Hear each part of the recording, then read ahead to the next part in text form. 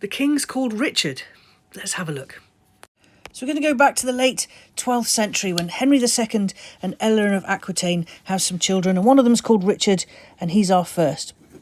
Richard I was known as Richard the Lionheart. He had this great PR department because we see him as this English warrior, crusader, but he hardly spoke English and he never really went there much.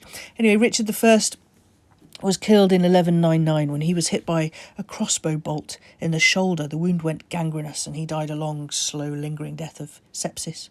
But before that, he'd said that he wanted his brother's son Geoffrey, who was called Arthur, to become the next king. Now, their other brother, John, didn't like that very much, so he killed Arthur and he took the throne for himself.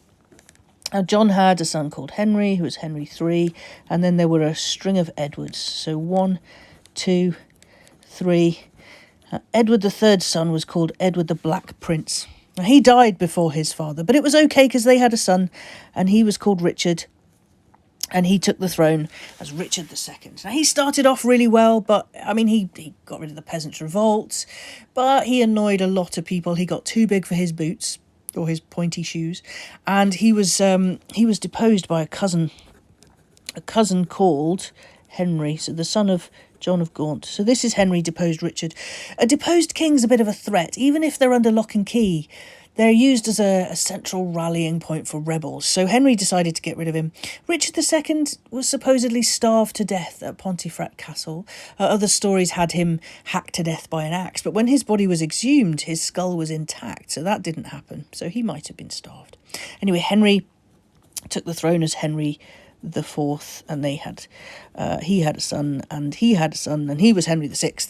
And a similar thing ensued. So Henry VI was deposed by another cousin, this time from the House of York, and his name was Edward, and the same thing happened again. Edward became Edward IV. Edward IV died in 1483, but it was okay because he had a son, and he was... hang on a minute, that wasn't okay, because this is one of the princes in the tower who conveniently went missing.